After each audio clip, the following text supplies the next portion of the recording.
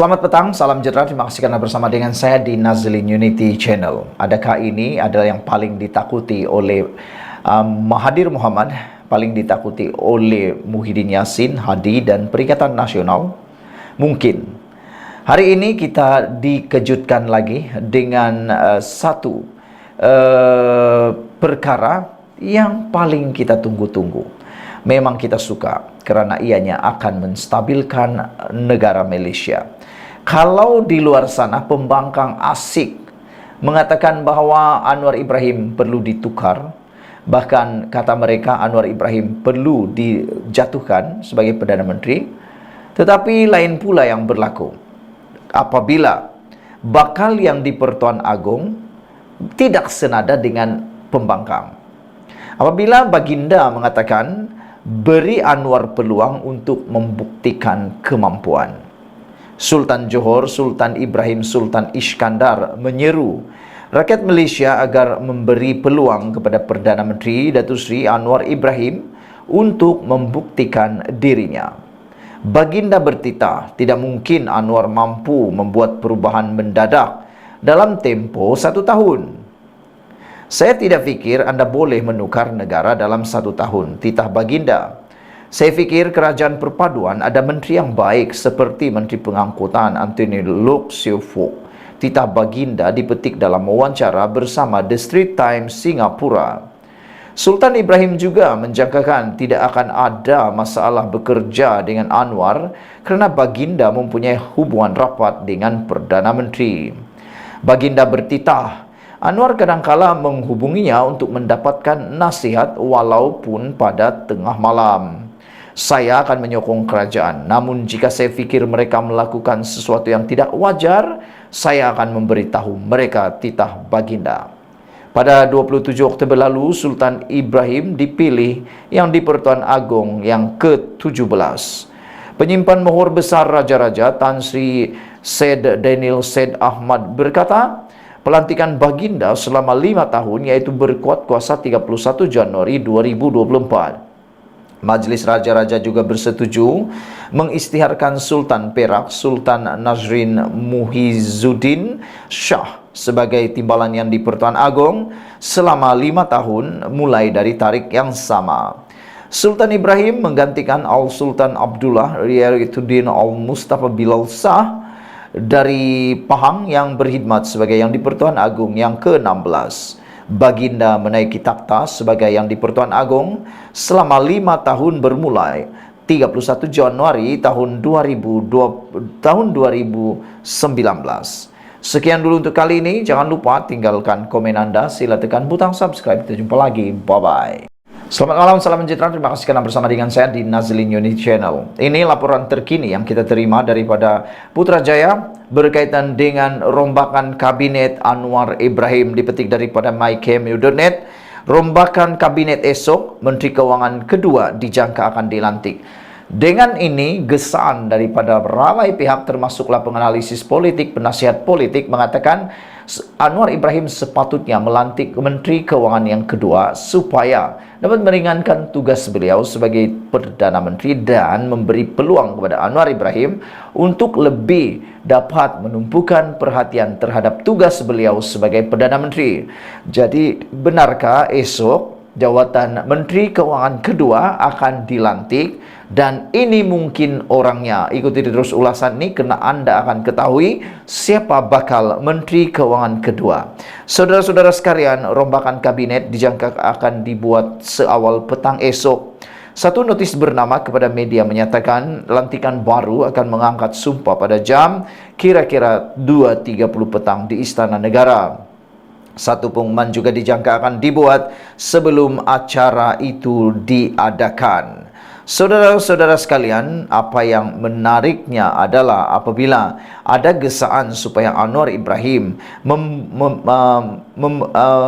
mewujudkan jawatan baru iaitu Kementerian Kewangan, timbalan Menteri Kewangan yang kedua, kata mereka, atau Menteri Kewangan yang kedua, supaya ini akan dapat memberi peluang kepada Anwar Ibrahim lebih menumpukan tanggungjawabnya sebagai Perdana Menteri.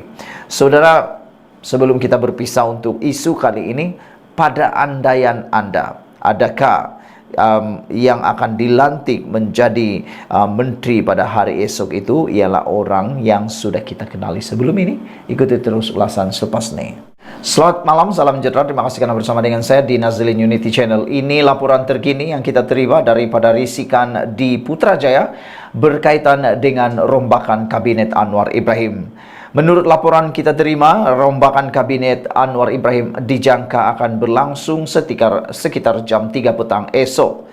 Rombakan dijangka akan berlaku esok. Satu notis bernama kepada media menyatakan lantikan baru akan mengangkat sumpah pada kira-kira jam 2.30 petang di Istana Negara. Satu pengumuman dijangka akan dibuat sebelum acara tersebut. Terdahulu hari ini, laporan The Star memetik sumber yang menyatakan rombakan membabitkan beberapa kementerian dan lantikan melibatkan muka baru serta ahli parlimen yang lama.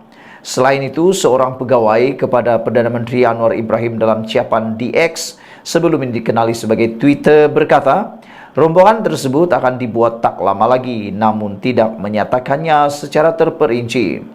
Sebelum ini, Anwar membayangkan rombakan kabinet akan dibuat sebelum akhir tahun ini. Pada masa ini, jawatan Menteri Perdagangan Dalam Negeri dan Kos Sara Hidup masih tidak digantikan selepas kematian Allahyarham Salahuddin Ayub pada Julai lalu.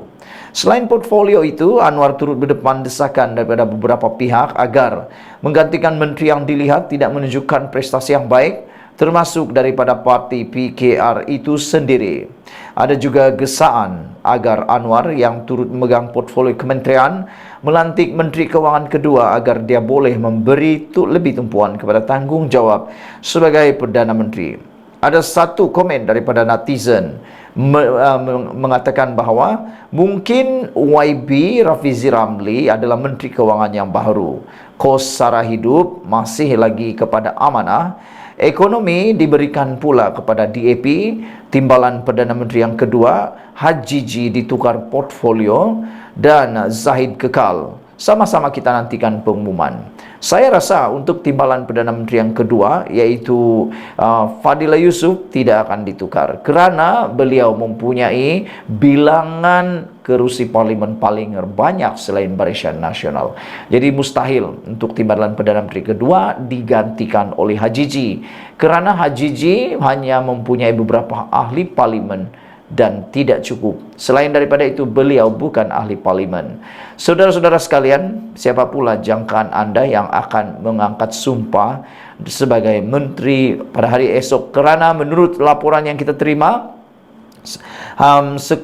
paling banyak pun yang akan berlaku hanya melibatkan 6 orang. Jadi kalau 6 orang, siapa 6 orang yang disingkirkan dan siapa pula yang akan dilantik? Ikuti terus ulasan selepas ini.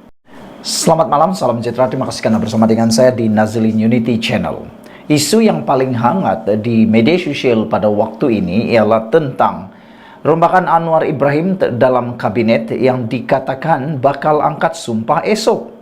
Benarkah ini berlaku? Siapa yang kekal, siapa yang bertukar? Dan pastinya menurut laporan di Esok akan berlaku kejutan. Kejutan yang besar yang diramalkan oleh netizen ialah mungkin Syed Saddiq Syed Abdul Rahman dan juga Khairi Jamaluddin bakal dimasukkan semula di dalam kabinet Anwar Ibrahim. Dan selain itu dijangka oleh ahli-ahli penganalisis politik bebas yang kampung-kampung di kedai kopi. Di kedai kopi mereka kata tidak mustahil Hamzah Zainuddin mungkin masuk dalam kabinet Anwar Ibrahim, dan lebih mengejutkan lagi Azmin Ali. Bolehkah itu berlaku? Saya rasa mustahil, tetapi bagaimanapun kita harus percaya. Politik ini apa-apapun boleh berlaku. Tidak mustahil boleh jadi mustahil, mustahil pula tidak jadi mustahil. Dia akan jadi terbalik, begitulah lebih kurangnya. Tapi yang pastinya, coba teka, siapakah kejutan baru yang bakal angkat sumpah esok kalau benar esok akan ada rombakan kabinet, dan siapa pula yang akan dipecat? Saudara-saudara sekalian, di dalam laporan Esok Awani, angkat sumpah ahli kabinet baru esok, siapa kekal, siapa bertukar, ada kejutan. Istiadat pengurniaan surat cara pelantikan sertai istiadat mengangkat sumpah menteri dan setia sumpah simpan rahsia oleh Menteri Persekutuan dijadwalkan akan berlangsung di Istana Negara pada jam 3 petang Selasa. Menandakan rombakan kabinet pertama di bawah Perdana Menteri Datuk Seri Anwar Ibrahim. Menurut sumber dari Putrajaya, beberapa menteri akan ditukar portfolio dan jabatan wilayah persekutuan akan kembali dinaik taraf kepada kementerian. Bagaimanapun difahamkan, rombakan ini tidak akan melibatkan lebih dari 6 orang. Dengan tumpuan kepada beberapa kementerian termasuk jawatan Menteri Kewangan kedua. Beberapa sumber yang rapat dengan koridor kuasa menjangkakan sosok yang pernah menjawat jawatan sebelum ini dijangka kembali beraksi sebagai pemain utama. Persoalan seterusnya, siapa bakal menggantikan Allahyarham Datuk Seri Salahuddin Ayub sebagai Menteri Perdagangan Dalam Negeri dan Kos Sara Hidup KPDN? Ada orang mereka kata Khairy Jamaluddin layak untuk menggantikan Salahuddin Ayub, boleh dilantik sebagai senator. Hal ini kata mereka kerana dalam sejarah dan rekod kejayaan, Khairy Jamaluddin lah orang yang paling layak. Beliau sudah membuktikan dalam kejayaan beliau menangani isu COVID-19 pada waktu COVID-19 memuncak. Siapa lagi yang boleh menandingi dan menafikan kejayaan Khairy Jamaluddin? Tentulah pengalaman beliau yang begitu luas, yang kita boleh kata pengalaman yang luar biasa itu boleh membantu Malaysia dalam menangani masalah kos sara hidup. Sumber sama turut memaklumkan mungkin sosok teknokrat bakal diserap ke dalam kabinet perpaduan kerajaan madani. Sekali lagi persoalannya, adakah individu tersebut adalah tokoh yang tidak asing dalam arena syarikat berkaitan kerajaan JLC? Selain itu difahamkan kebanyakan ahli Parlimen UMNO yang menjadi menteri akan terus kekal dengan portfolio kementerian masing-masing. Saudara-saudara sekalian, siapa agak-agaknya yang akan disingkirkan dalam kabinet baharu Anwar esok dan siapa pula yang bakal dikekalkan? Cuba Anda ramalkan. Sekian dulu, ikuti terus ulasan selepas ini.